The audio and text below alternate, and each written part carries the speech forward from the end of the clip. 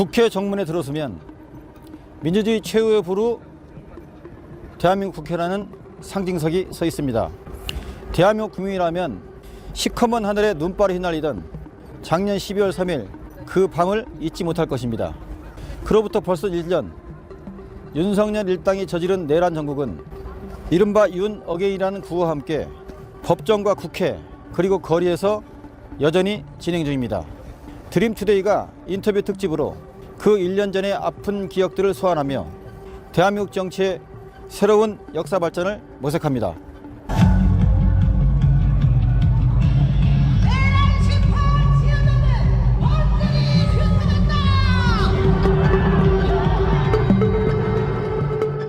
(12.3) 계엄 이후 1년이 지났습니다. 그 사이 여러 변화가 있었는데요. 의원님은 지난 1년을 어떻게 평가하십니까? 6월 4일까지는 간절함의 시간이었습니다. 윤석열을 끌어내려야 하고 탄핵을 시키고 또 탄핵 가결을 시키고 또 대한민국이 극단적인 분열 상태에 있었지 않습니까? 그 속에서 통합을 이뤄내야만 했고 또 이재명 대통령 만들어야죠. 그 6월 4일까지는 오로지 간절함만 있었던 시간이었고요. 이 이후에는 6월 4일 이후에는 내란을 빨리 종식을 시키고 대한민국의 기강을 바로 세우고 정치를 건강하게 또 국민들께서 빨리 일상을 회복하고 대한민국의 국격을 회복하는 그런 중요한 시간이다라는 생각으로 노력해 왔습니다. 1년 동안 돌이켜보면 1년 전의 대한민국과 지금의 대한민국 아마 많은 국민들께서 공감하시리라 생각하는데 대한민국의 국격이 많이 올라갔습니다. 사회가 더 통합되고 안정이 되었습니다. 경제가 다시 기능하고 미래에 대한 우리의 희망을 얘기할 수 있고 우리의 일상이 많이 회복되었습니다. 엄청난 성과라고 생각합니다. 특히나 2025년 하반기는 외교적으로 또 대한민국 한반도를 둘러싼 지정학적 변화가 본질적으로 많이 일어난 중요한 시기였습니다. 한미 관세 협상, 중국에 대한 외교적 문제, 또 일본을 다루는 법, 러시아와의 관계 이런 모든 것들이 복합적으로 일어났는데 그런 의미에서 본다면 이재명 대통령께서 취임한 지 얼마 되지 않았지만 정말 눈부신 성과를 냈다고 생각합니다. 국민들께서 많이들 보셨지만 그 어려운 관세 협상 너무나 잘 해내셨어요. 뿐만 아니라 지금 국제사회가 규범과 원칙이 무너지고 다자 외교가 무너지고 힘에 의한 양자 외교 시대로 바뀌고 있는데 그 속에서 규범과 원칙, 도덕, 다자 외교를 이끌어가는 중심 국가가 대한민국으로 부상하고 있습니다. 그런 역할을 너무나 잘 해내고 있고요. 좀 자부심을 느끼는 그런 1년이었던 것 같습니다. 이제 그날로 들어가 보겠습니다. 2024년 12월 3일 계엄 당일 밤 우리 의원님께서는 어떤 시간을 보내고 계셨습니까? 예산 처리였죠. 마찬가지로 그때 이제 1년이 다 되고 가는데요. 저도 이제 관련돼서 저녁에 예산 관련된 만남 모임 이런 것들 가지고 있었고요. 우연히 계엄 소식을 듣고 국회로 바로 달려왔었습니다. 국회로 왔을 때에 많이 혼란스러웠죠. 예상치 못하고 상상할 수 없는 일이 벌어졌고 어수선하고 혼란스러웠지만은 국회의원이라면 당연히 해야 될 사실 너무나 명확했습니다. 뭐냐 하면 비상계엄이라고 하는 것은 우리 헌법상 매우 제한적인 요건에 할 수 있습니다. 전시 또는 준전시 상황에서만 발할 수 있습니다. 그리고 전시, 준전시라고 하는 것도 매우 엄격하게 해석할 수밖에 없습니다.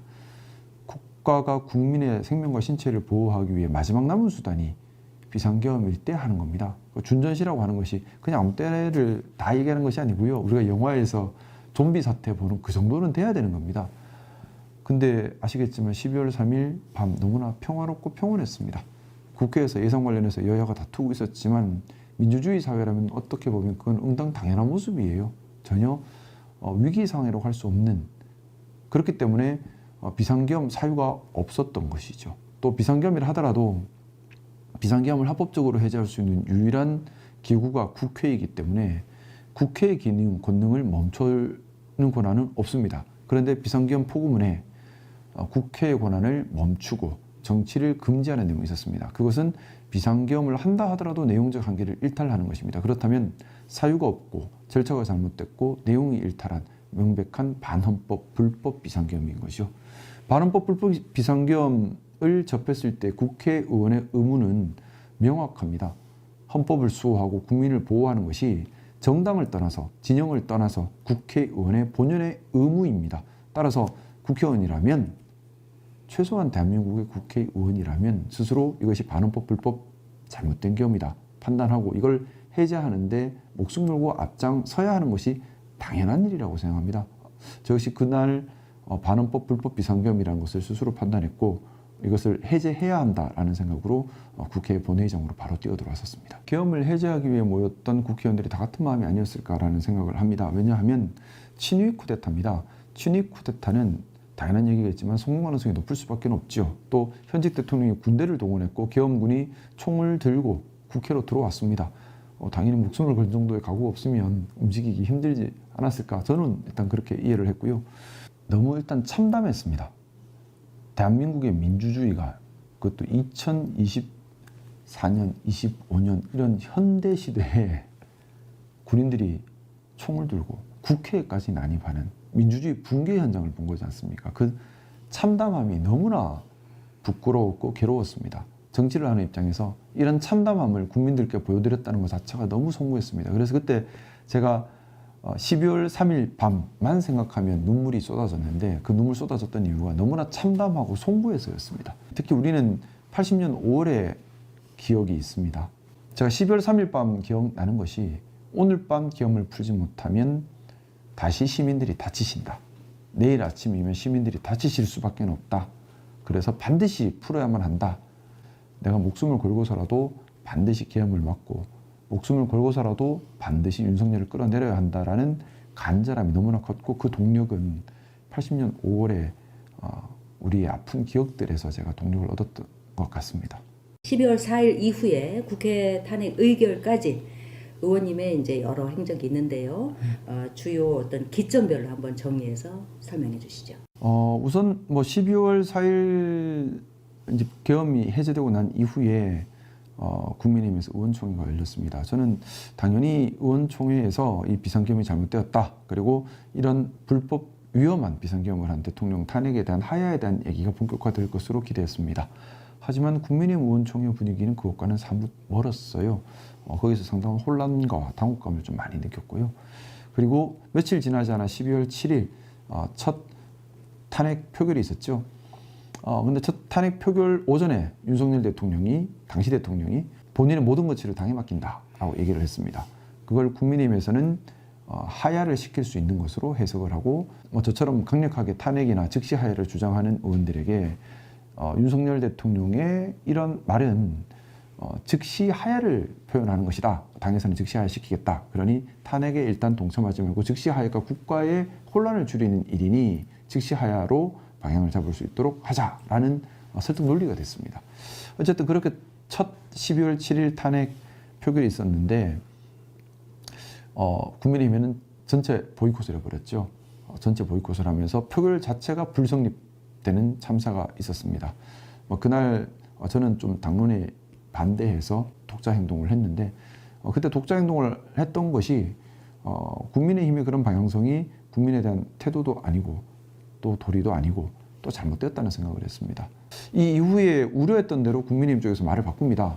권성동 원내대표가 국민의힘의 당권을 잡은 이후에 본격적으로 탄핵 반대, 윤석열을 지키기 위해 나서기 시작합니다. 그러면서 12월 14일 그 탄핵 표결일에도 국민의힘에서는 보이콧 하려고 했었습니다. 국민의힘 안에서 그 당시에 비공식적으로 나왔던 얘기는 일단 12월 14일 탄핵만 막으면 회기에 다시 안건을 올릴 수 없기 때문에 최소 한 달은 탄핵 안건이 올라오는 걸 막을 수가 있고 이 한 달이면 진영이 결집하고 상황이 어떻게 될지 모른다 라는 위험한 얘기들이 있었죠. 당시 권성동 원내대표는 의원 한 명 한 명에게 설득을 하면서 탄핵에 반대할 것을 강력하게 압박 설득해 들어가는 상황이었기 때문에 기존의 탄핵 찬성이었던 의원들마저도 입장을 다 바꿔서 애매한 상태. 그래서 이대로라면 보이콧 또는 탄핵을 이룰 수 없는 상태에 놓이게 되었습니다. 좀 그런 급박한 상황이었기 때문에 반드시 국민의힘에서 최소 8표 이상을 동조표를 탄핵 찬성표를 만들어내야 하는 간절함이 있었고 그것 때문에 제가 이제 1인 시위에까지 나서게 되었는데요. 1인 시위를 통해서 목적하고 싶었던 것은 첫째는 국민의힘 지도부가 보이콧을 관찰할 수 없는 분위기를 만드는 것. 그러니까 국민의힘 의원들이 다 동조하는 건 아니다라는 명확한 의사표시죠. 두 번째는 표단속을 단단하게 하고 있었기 때문에 누군가 욕바지가 필요했습니다. 그래서 제가 욕바지를 할 테니 표결에 참석하시는 분들께서는 양심에 따라 표결해 주면 좋겠다라는 바람.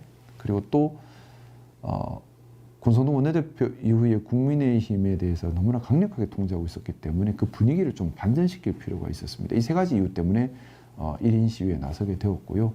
정말 12월 14일 윤석열 탄핵 가결 순간까지는 오로지 반드시 탄핵시켜야 한다. 그렇지 않으면 나라가 전쟁을 겪거나 또는 내전의 위험에 처할 수 있다. 이 생각밖에 없었습니다. 너무나 간절했던 기억이 있습니다. 이제 끝으로 국민들에게 국회의원 김상욱의 다짐한 말씀. 네, 김상욱입니다. 저는 정치를 시작한 지 아직 얼마 되지 않았습니다. 그래서 모자란 점도 많고 배워야 할 점도 많습니다. 늘 겸손한 마음으로 배우고 되돌아보면서 초심을 지키고 특히 저 개인을 위한 정치가 아니라 국민을 위한 정치를 하는 그 초심을 잃지 않는데 최선을 다하겠습니다. 바른 일에 용기 내고 틀린 일에 경계하는 데 또 용기 내고 정말 현명하게 무엇이 국민들께 진짜 도움이 되는 일인지 또 무엇이 민주주의를 지켜가는 일인지 늘 생각하면서 열심히 일하는 그런 정치인이 되겠습니다. 감사합니다.